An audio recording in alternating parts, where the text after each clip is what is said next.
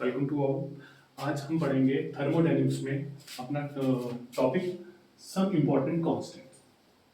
सम important constants. यहां हम सीखेंगे चार कांस्टेंट की वैल्यू कैसे निकाली जाती है। वो चार कांस्टेंट है। हमारा पहला कांस्टेंट आता है अल्फा, सेकंड आता है बीटा, थर्ड आता है गामा एंड फोर्थ आता है एप्सिलॉन। अल्फा को हम बोलते हैं आइसोबारिक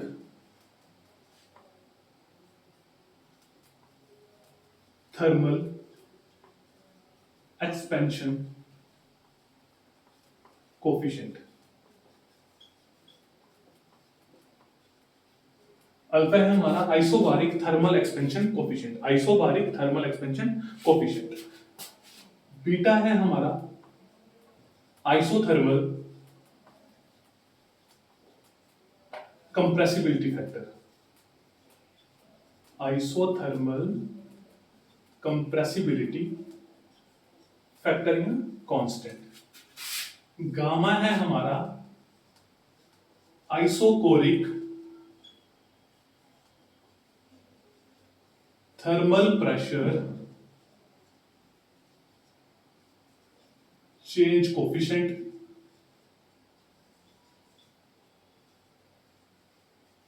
ठीक है, एंड लास्ट हमारा ई आ गया हमारा इलास्टिक मॉड्यूलस, इलास्टिक मॉड्यूलस। ठीक है, तो थर्मोडायनामिक में आज सीखने वाले हैं हम कि फोर कांस्टेंट्स हमारे जो हैं उनकी वैल्यू। फर्स्ट है हमारा isobaric thermal expansion coefficient, second है हमारा बीटा, वो है हमारा आइसोथर्मल कंप्रेसिबिलिटी फैक्टर, गामा है हमारा isochoric thermal pressure change coefficient and fourth है हमारा इलास्टिक मॉडुलस। तो सबसे पहले हम देखते हैं अल्फा की वैल्यू क्या होती है। Alpha is equal to, isobaric है इसका मतलब बारिक प्रेशर कांस्टेंट रहेगा। इसकी वैल्यू होती है differentiation of V with respect to T at constant pressure into 1 by V. तो alpha is equal to 1 upon V into differentiation of volume with respect to differentiation of temperature at constant pressure. constant pressure है इसलिए तो उसको isobaric बोला।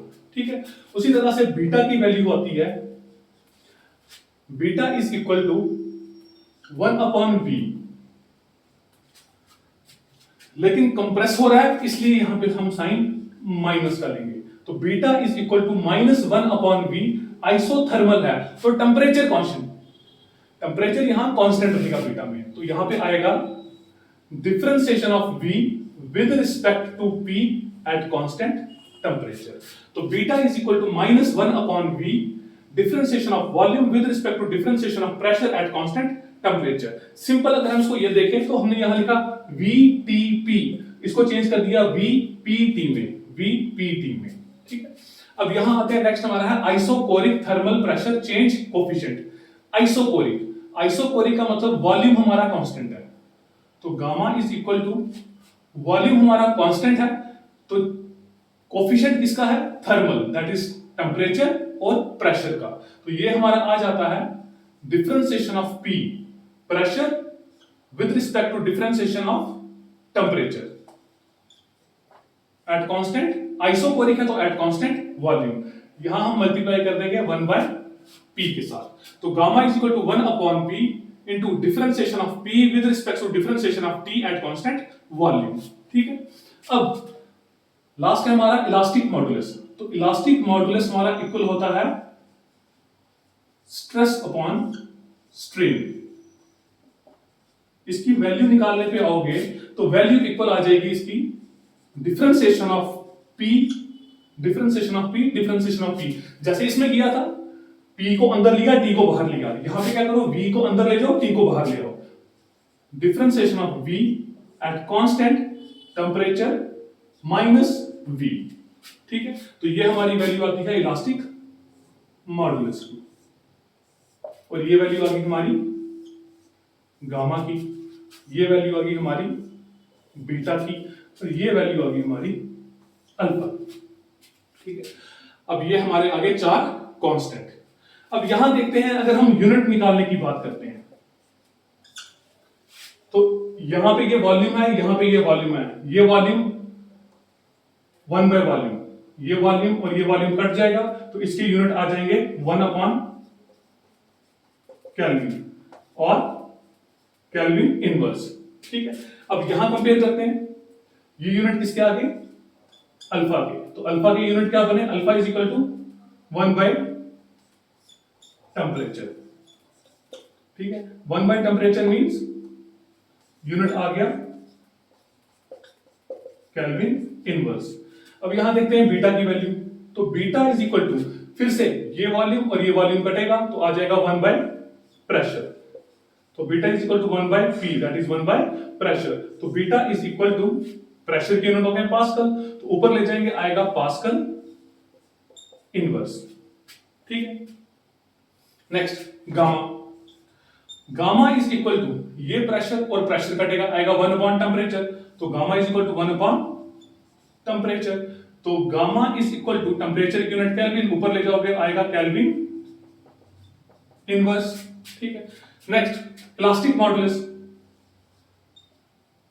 यहां पे ये volume और ये वॉल्यूम कटेगा तो E इज इक्वल टू आ जाएगा pressure, elastic modulus is equal to pressure और इसकी यूनिट आ जाएंगे पास्कल। ठीक है, इलास्टिक मॉडुलस की यूनिट आ गई पास्कल। तो अल्फा देखोगे तो अल्फा इक्वल आया 1 अपॉन टेम्परेचर के, गामा इक्वल आया 1 अपॉन टेम्परेचर के, अल्फा और गामा ये तो इक्वल हो गया, alpha is equal to 1 upon temperature, gamma is equal to 1 upon temperature. तो यहां से ये क्लियर हो गया कि alpha is equal to gamma is equal to 1 upon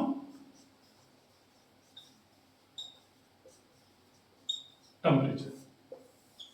तो यहां से हमें एक चीज तो क्लियर होगी कि alpha is equal to gamma is equal to 1 upon temperature. अब यहां पे आते हैं, beta is equal to 1 upon pressure, E is equal to pressure, तो यहां पे ये क्लियर हो गया कि E is equal to 1 upon beta is equal to pressure. यहां से हम ये चीज कंक्लूड कर सकते हैं कि elastic modulus is equal to 1 upon beta is equal to pressure. ठीक है, तो ये हम होप सो आपको ये क्लियर हो गया होगा। तो इसके बाद हम एक फाइनल रिलेशन देखेंगे Cp और Cv in terms of constant alpha, beta, gamma और एप्सिलॉन। ठीक है, तो ये अगर आपको क्लियर हो गया तो यहां आप देखते हैं,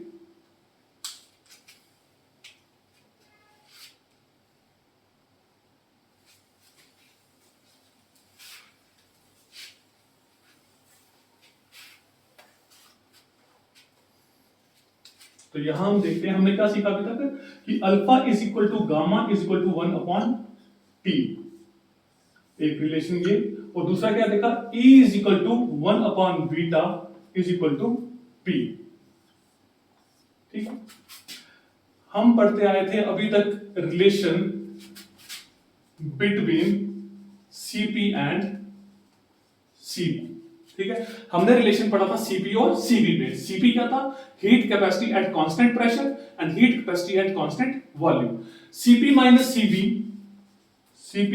Cv is equal to, normal जो हम पढ़ते हैं वो होता है NR, Cp heat capacity at constant pressure minus heat capacity at constant volume is equal to number of moles multiply by gas constant. लेकिन इसी रिलेशन को हम लिख सकते हैं इन टर्म्स ऑफ कांस्टेंट, तो क्या बनता है, तो आ जाएगा Cp minus Cv is equal to alpha square TV upon beta.